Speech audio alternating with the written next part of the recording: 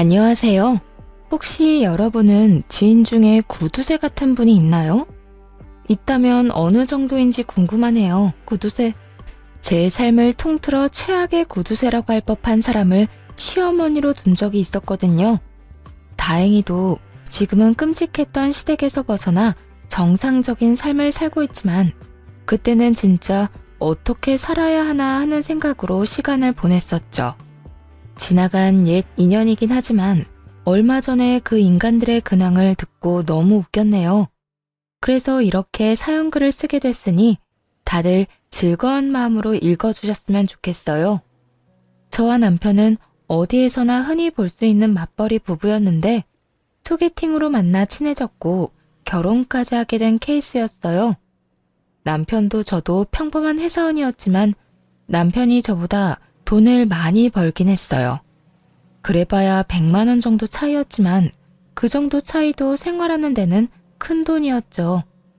남편은 자기 것은 잘 챙기는 사람이었어요. 그런 야가 빠진 모습이 연애 때는 밉살스럽기도 했지만 결혼 후에는 장점이지 않을까 하는 생각을 했더랬죠. 자기 것을 잘 챙긴다는 건 가족들도 그만큼 잘 챙길 거라는 생각이 들었거든요. 그런 생각을 안고 남편과 결혼을 하게 됐죠. 그런데 정작 눈에 거슬리는 것은 남편이 아니라 시모였어요. 시모는 시부가 벌어온 돈을 아껴 쓰고 또 아껴 쓰며 애 둘을 대학까지 보내 번듯하게 키웠다는 자부심을 가진 사람이었어요. 그 때문인지 구두쇠 기질이 있었죠. 예, 너는 살림하는 애가 청소도 제대로 안 하고 이게 다 뭐니? 정말 네가 일해봤자 얼마 벌지도 못하는데 넌 그냥 집에서 살림만 하면 안 되겠니? 살림도 제대로 못하는 게 집 밖에 나가서 무슨 돈을 벌어? 네, 시모는 이렇게 시도 때도 없이 신혼집에 와서는 청소 검사부터 시작해 영수증 검사, 온갖 집안일에 이르기까지 저희 생활을 검열하곤 했어요. 처음에는 그 모습에 맞춰주고 싶었죠. 그래서 청소도 열심히 하고 시모가 원하는 대로 가계부도 더 꼼꼼하게 썼는데 애가 생기면서부터는 다 놔버렸거든요. 일까지 하면서 그걸 어떻게 완벽하게 하나요? 육아마저도 거의 대부분이 제 몫이었는데요. 영수증 가져와 봐라. 얼씨구, 이건 저번에도 샀던 거 아니니? 돈을 왜 이렇게 빨리 써? 너 진짜 좀 아꼈어. 사실 청소와 영수증 검사 정도는 애교였어요. 가장 심한 폭풍 같은 잔소리가 흘러나온 건 냉장고 검사할 때였거든요. 냉동실에 이 음식들은 언제까지 넣어두기만 할 거야? 내가 여기 넣어둔 날짜 적어 놓으라고 했지? 냉동실에 있는 건 다 잊어버리고 매번 새로 사서 먹고 하면 낭비가 얼마나 되는 거 아니? 아, 어머님, 그게 아니고 그래도 언제 넣었는지 기억하고 있어요. 새로 사기만 하는 게 아니라 곧 먹을 거였고요. 말 대꾸하지 마라. 그리고 반찬은 왜 또 이렇게 많아? 이건 설마 너 반찬도 시켜 먹어? 아휴, 내가 이런 애한테 아들을 맡기다니. 넌 살림을 못하는 거니? 안 하는 거니? 이런 식으로 내 아들이 어렵게 번 돈을 길바닥에 버리고 있었어? 앞으로 돈 쓰는 거 확인받아. 우리 아들 돈 한 푼도 허투루 쓰도록 놔둘 수 없으니까. 알아들었어? 솔직히 좋은 마음이 들 수가 없잖아요. 그리고 저라고 원해서 시모에게 이런 모습 보여주고 싶겠어요? 그 당시 저도 돈을 벌고 있는 직장인이었고 많은 대출금을 안고 있는 남편을 위해서 생활비는 거의 제 돈으로 쓰고 있었거든요. 게다가 애들을 키우면서 어떻게 먹는데 돈을 안 쓰나요? 그것도 아들을 둘이나 키우는데. 정말 화딱지 나는데 며느리 된 도리도 최대한 참았어요. 그런데 결국 폭발하게 된 일은 곧 벌어지고야 말았죠. 그건 바로 연휴 때의 일이었어요. 퐁당퐁당 연휴가 있는 터라 연차를 쓰고 느긋하게 집에서 쉴 생각이었거든요. 그간 일이 너무 많아 야근도 잦았으니까요. 그런데 연휴 전날에 시모에게서 연락이 왔어요. 그래, 내일부터 며칠 쉰다고 들었다. 이참에 나도 가서 좀 쉬다 오고 싶구나. 집에 이불자리 하나 준비해둬라. 그 이야기를 듣는데 앞이 캄캄하더군요. 간신히 얻은 연휴를 이렇게 날릴 수 없다는 생각에 얼른 거절의 말을 생각해냈어요. 내일 어딜 간다고 할까 고민하던 중이었는데 왼수 같은 남편놈이 정신 나갔는지 알겠다고 오시라고 하고는 전화를 뚝 끊어버리더군요. 진짜 머리통을 한 대 치고 싶었네요. 시모 오면 고생하는 건 난데 왜 지가 허락하고 말고인지 자기가 도와줄 것도 아니면서 말이죠. 저는 화가 꼭대기까지 나서 남편에게 따졌죠. 당신 그런 건 나한테 확인하고 말했어야지. 나는 어머님 모실 준비가 안 됐다고. 준비할 게 뭐가 있어? 그냥 있는 그대로 보여드리면 되지. 그냥 쉬러 오신다는 건데 당신이 너무 예민한 거 아니야? 그냥 편하게 모셔. 편하게? 어머님이 8년 동안 우리 집에서 어떻게 행동하셨는지 알면서 하는 소리야? 청소검사, 영수증 검사, 냉장고 검사. 이거 받느라 고생하는 건 누군데? 그렇다고 당신이 집안일에 그렇게 적극적인 것도 아니잖아. 꼴랑해야 화장실 청소랑 분리수거 뿐이면서. 그럼 일하느라 힘든데 내가 그것까지 신경 써야 해? 그럼 난 일 안 하고 놀아? 나도 돈 벌거든? 내 돈으로 생활비 하잖아. 나한테 다 맡겨놓는 주제에 어머님 오시면 이것저것 다 내 탓이고. 이번에는 나도 그냥은 안 넘어가. 안 넘어가면 어쩔 건데? 그냥 좀 편하게 지내자, 응? 하루 이틀 일 아니잖아. 우리 엄마 저러시는 거. 이제껏 잘해왔으니까 그냥 하던 대로 그냥 넘겨. 아, 잔소리 하시는구나 하고 한 귀로 흘리라고. 남편놈은 자기 편한 대로 짓거리며 그걸 조언이랍시고 하고 있더군요. 자기가 당할 일 아니라고 이렇게 대수롭지 않은 걸 보니 진짜 열받더라고요. 여태 당해온 일이니 이제는 익숙해지지 않았냐며 그냥 넘기라는 말이 더 짜증났죠.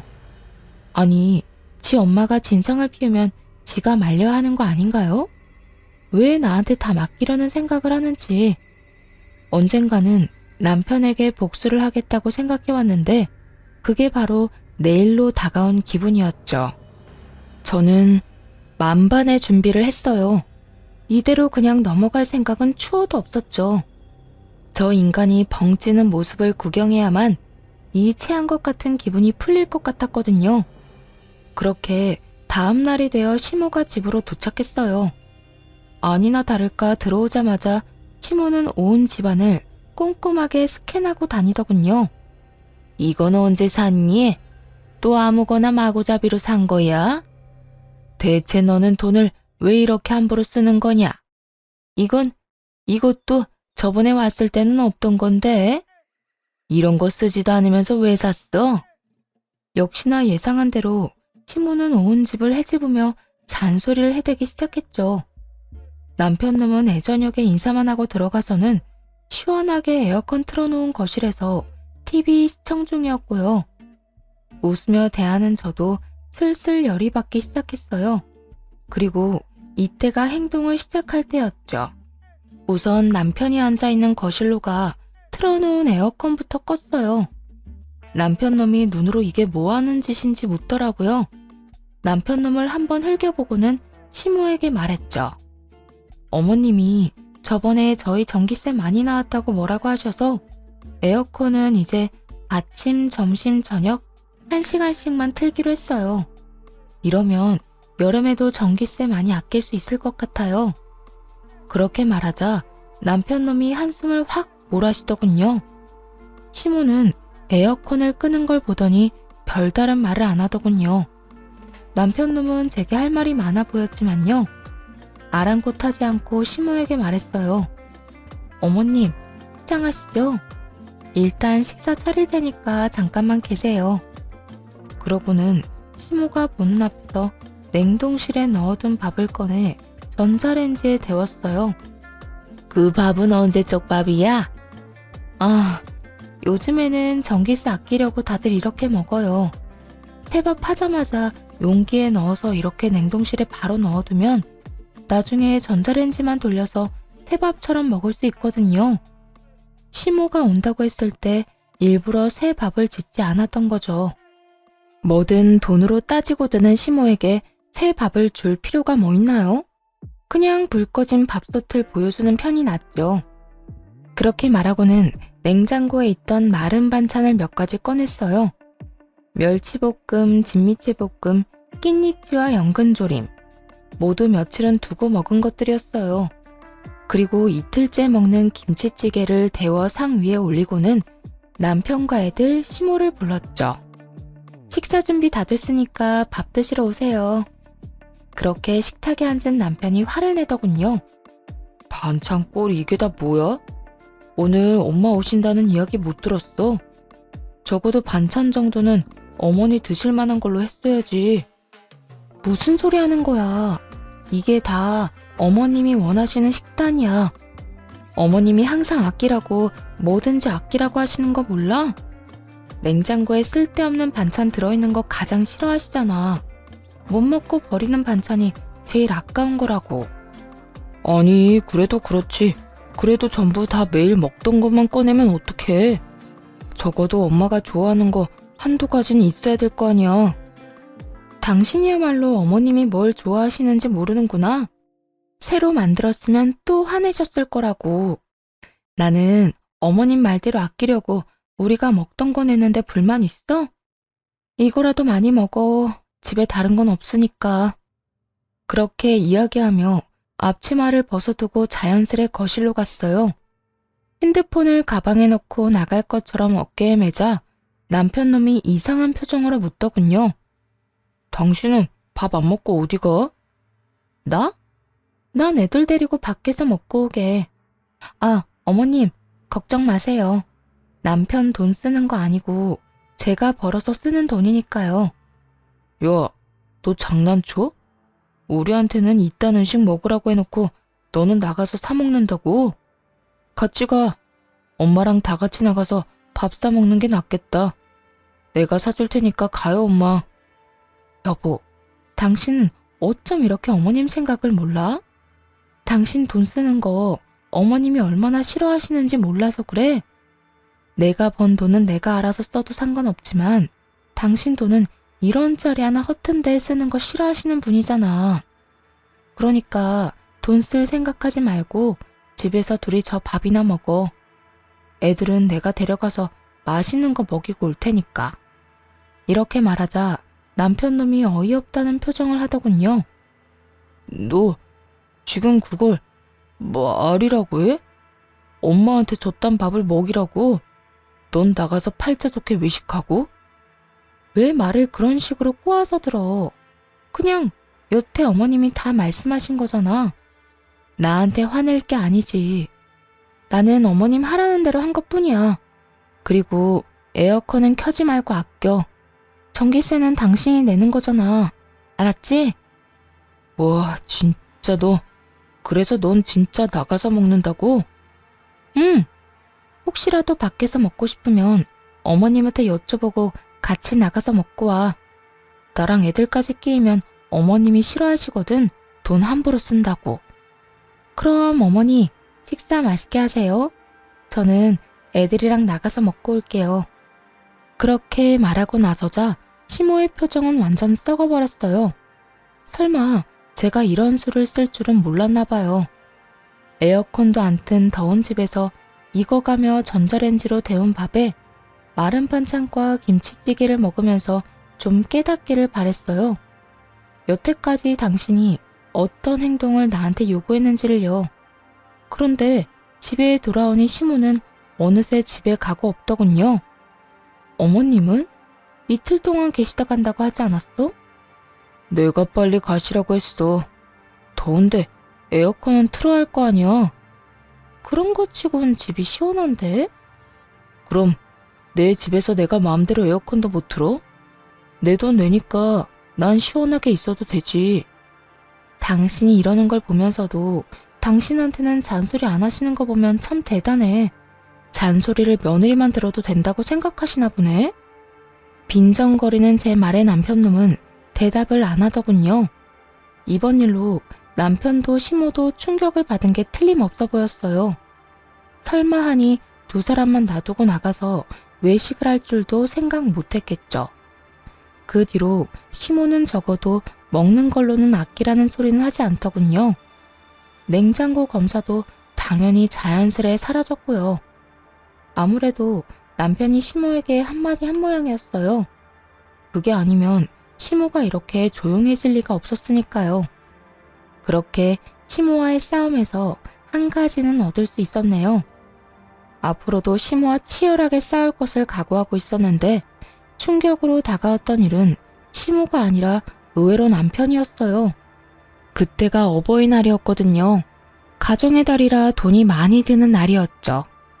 그 당시 전 매달 친정과 시댁에 각각 30만 원씩 용돈을 드리고 있었어요. 사실 남편이 챙겨주면 좋았겠지만 남편놈은 그런 곳에 쓸 돈 없다며 절대 안 된다고 했었죠. 그러면서 대출금 나가는 거, 저축하는 거 그런 걸 더 중요하게 생각하더라고요. 참 편협한 사고를 하는 사람이었죠. 하지만 어른들한테 잘하는 건 이득만으로 하는 건 아니잖아요. 키워준 은혜고 어찌 보면 자식된 도리로 하는 거죠. 솔직히 매달 용돈까지는 드리지 않더라도 특별한 날에 선물이나 용돈을 드리는 게 서로의 관계에서도 좋은 거잖아요. 그런데 남편놈은 그런 걸 모르는 인간이었어요. 여태 그래오긴 했네요. 경조사 비용도 자기가 딱 받은 만큼만 그 이상도 그 이하도 하지 않았죠. 그리고 누군가에게 무언가를 받지 않으면 절대 자기가 먼저 누군가에게 주는 법이 없었어요. 정말 작은 것 하나라도 말이죠. 그런 사람이라는 걸 알고 있었고 그랬기에 혼자서 시댁과 친정을 챙겨왔고요. 버는 돈도 있으니 굳이 그런 걸로 실랑이 하고 싶지 않았거든요. 남편이 그런 걸로 돈을 안 쓰는 대신 그래도 자기 월급은 잘 저축하고 있었으니까요. 그런데 저희 아버지 칠순에 남편이 보인 행동에 정말 기가 막혔습니다. 당신 우리 아버지 칠순은 어떻게 할 거야? 용돈? 아니면 선물? 칠순 때? 난 그냥 가서 밥만 먹고 오려고 했는데. 뭐? 아니 장인어른 칠순에 아무것도 준비 안 하는 사이가 어딨어. 내가 대체 뭘 해줘야 하는데? 내가 장인어른한테 받은 게 있긴 해? 돈 받은 것도 없고 처가에서 우리한테 해준 것도 없는데 내가 뭘 신경 써줘야 하는데? 이 못된 버릇과 생각이 이런 식으로 이렇게 튀어나올 줄 몰랐어요. 우와, 진짜 저 조동아리를 확 쥐어 틀고 싶더군요. 최대한 마음을 진정시키고 물었죠. 당신 그럼 얼마 전에 한의원 가서 받아온 약은 뭐야? 그거 내가 요새 몸이 안 좋더라고. 그래서 내가 먹을 약 좀 지어왔지. 얼마나 하는데? 뭐 이것저것 몸에 좋은 거 넣으니 한 60만 원 나왔는데 나중에 저만큼 한 번 더 먹으라고 하더라고. 요새 내가 기가 많이 허해서 힘들다고. 그래서 알겠다고 하고 나왔어. 이 소리를 들으면서 기가 막혀 쓰러질 뻔했어요.